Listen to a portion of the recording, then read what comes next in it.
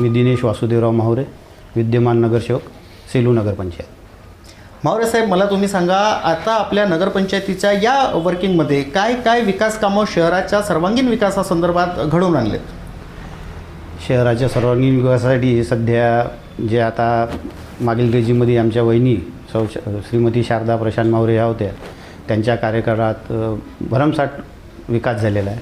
तत्पश्चात आता जे आहे इथे जे केंद्राचा निधी येतो, महाराष्ट्र शासनाचा निधी येतो, आमदार फंड असतो आणि इतर काही जे 15वा वित्त आयोग, 14वा वित्त आयोग, रस्ता अनुदानाचे पैसे ज्या पुष्कशा जे आहे हेड, त्याच्यामार्फत जे जे कामं आहे ते गावात आता विकासाच्या दृष्टिकोनातून ते प्रोग्रेसमध्ये चालू आहे. तुमच्या शहरातून नव्याने आता हायवे गेलेला आहे, जुना रोड आता सध्या बंद सारखाच आहे. तर या रोडच्या नवीन रोड झाल्यामुळे कुठेतरी पाणी निकासीचा प्रॉब्लेम तुमच्या शहराला होत आहे असं तुम्हाला वाटते का? आणि यासाठी काय नियोजन तुमचं राहणार आहे नगरपंचायतमध्ये? पाणी निकासीचा जर इथे विषय घेतला तर ते शेलू गावात कमीत कमी 2 ते 2.5 किलोमीटर दुरून जे शेत आहे या नगरपंचायतीच्या क्षेत्रामध्ये लागून, ते शेतातलं पाणी भरमसाठ येते आणि जुनी जी ड्रेनेज सिस्टीम होती ती त्या पाण्याचा निचरा करण्यासाठी सध्या तरी उपयुक्त नाही. त्याच्यामुळे वारंवार मागणी करून BNCला काही नाल्या BNCने बनवलेल्या आहे, काही गावातल्या जुन्या नाल्या आहे आणि ते कुठेतरी पाणी जमा होऊन नदीपात्रात सोडण्यात यावं यासाठी आता जस्ट शासनाची एक स्कीम आलेली आहे. त्या स्कीमचं आता प्रात्यक्षिक पण दाखवलेलं आहे. जशी एक वर्धेला आहे की ड्रेनेजचं पाणी तिथे एकत्र करून नदीपात्रात ते फिल्टर करून सोडण्यात यावं, ती एक स्कीम आता पूर्णत्वास येत आहे, पण त्याला अजून वेळ आहे. सेलू हे नव्यानं विकसित झालेलं शहर आहे. याआधी ग्रामीण म्हणूनच याच्याकडे बघत होते, समजा एक दृष्टिकोन होता. आजही ग्रामीणच्या लोकांना कचरा गाडीत टाकण्याची सवय लागलेली नाही, ते कचरा असेच नालीमध्ये फेकत असते. या दृष्टिकोनातून प्रशिक्षित करण्याकरता किंवा नागरिकांना समज देण्याकरता नगरपंचायतचा काही उपक्रम आहे का? नगरपंचायतच्या याबाबतीत पुष्कळसे उपक्रम आहे. लोकांमध्ये आता हळूहळू सुधारणा झाली आहे, होत आहे.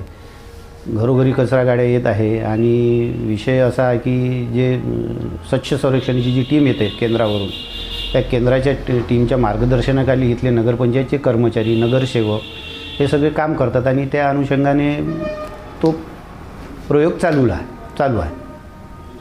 सेलू शहरातील बेरोजगारांच्या रोजगार संदर्भामध्ये नगरपंचायतची काही भूमिका आहे का?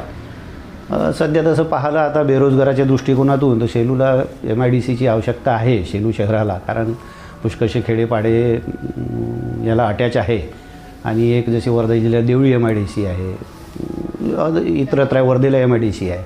पण शासनाकडे वारंवार मागणी केली असता इथे त्या MIDCसाठी जी जागा उपलब्ध पाहिजे नव्हती, ती जागा सध्या तरी उपलब्ध नाही आहे. आणि वर्धा MIDC इथे जवळच असल्यामुळे सेवाग्राम MIDC जवळच असल्यामुळे कदाचित भविष्यात जर शासनाने जागा अलॉट केली तर इथे MIDC होऊ शकते. त्यासाठी शासनाचा पाठपुरावा आवश्यक आहे.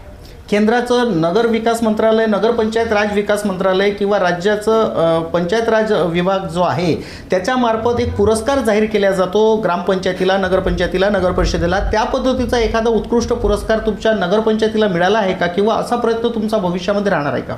हो, केंद्राचे भरमसाठ पुरस्कार मिळालेले आहे. 3 स्टार नामांकित आता झालेली आहे सेलू नगरपंचायत. आणि केंद्र सरकारच्या आणि राज्य सरकारच्या गायडन्स जे असते स्वच्छतेबाबत ते फॉलोअप करून सगळे ते उपक्रम चालू आहे. केंद्राची एक जलजीवन मिशन नावाची योजना आहे गावागावामध्ये घरोघरी पाणी पोहोचविण्याची, परंतु त्या जलजीवन मिशनमध्ये भ्रष्टाचार झाल्याचे आरोप केंद्रातच लागत आहे. तुमच्या सेलू शहरामध्ये जलजीवन मिशनची काय परिस्थिती आहे, काय सांगाल? सेलू शहरामध्ये माननीय नामदार श्री पंकजभाऊ भोयर यांच्या अथक प्रयत्नानं एक 43 पॉईंट समथिंग 44 करोडची योजना सँक्शन झाली होती. ते बोर डॅमवरून 16 किलोमीटरवरून इथे पाणी आणायचं, लोकांना फिल्टर करायचं ते पाणी आणि घरोघरी पोचायचं. तर त्या अनुषंगानं इथे पूर्ण सेलू शहरात आता पाण्याची जी पाईपलाईन आहे ते टाकण्यात आली आहे. घरोघरी नवीन नळ कनेक्शन देण्यात आलेले आहे आणि त्यासाठी लागणारे ज्या टाक्या आहे पाण्याच्या जलसाठा संचय करण्यासाठी, त्यासाठी नवीन 2 ते 3 टाक्या नवीन निर्मितीच झाल्या, काम झालेलं आहे त्यांचं. आणि काम चालू आहे. तुमचे स्थानीय आमदार आता जिल्ह्याचे पालकमंत्रीही आहेत. कशा पद्धतीच्या विकासासाठी मागण्या तुमच्या त्यांच्याकडे राहील? लोकानुभाव जे मागण्या आहे, आता बघा पालकमंत्र्याला आपण तर माझी नाली नाही झाली किंवा माझं जे काही छोटं मोठं काम आहे ह्या तर मागण्या त्यांनी मागे आमदार असताना पूर्णत्वाच केल्या आहे.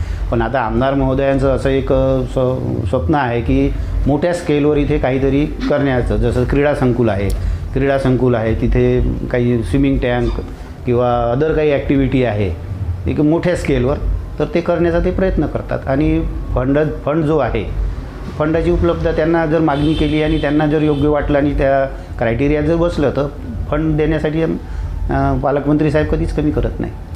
लवकरच मान्सून येणार आहे. मान्सूनमध्ये कोणाचंही नुकसान होऊ नये या पद्धतीचं धोरण जर समजा नगरपंचायत राबवत असेल तर तुम्ही नागरिकांना काय एक संदेश देऊ इच्छिता? पावसाळ्यापूर्वी जी नालेसफाई आणि जे काही आहे का जिथून पाणी तो थांबते तुंबल्या जाते ते पाणी त्याचा योग्य निचराव्यासाठी नगरपंचायतमार्फत पावसाळ्यापूर्वी जे कामं करायची आहे ती केली जातात. आणि पाण्याचा फ्लोच इतका आहे, म्हणजे पाऊसच इतका येतो की ते अचानक पाऊस आला की सगळं एका मिनिटात वाहून जाते. तर निसर्ग आहे शेवटी, त्याला उपाय नाही. देशामध्ये मोठ्या प्रमाणात जातीनिहाय जनगणनेची मागणी होत होती. आता प्रधानमंत्री मोदी साहेबांनी कॅबिनेटच्या बैठकीमध्ये प्रस्ताव पारित केलेला आहे. जातीनिहाय जनगणनेच्या विषयावर तुमचं मत काय?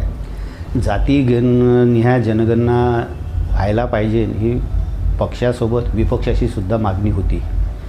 पक्षाचाही काही त्याला सपोर्ट, म्हणजे टाळी एकाच हातानं वाजत नाही, टाळी दोन्ही हातानं वाजते. त्याच्यामुळे पक्ष आणि विपक्ष यांच्या विचारविमर्श करून आणि सहमतीनं ही घोषणा झालेली आहे. कॅबिनेटमध्ये ती मंजुरी आहे.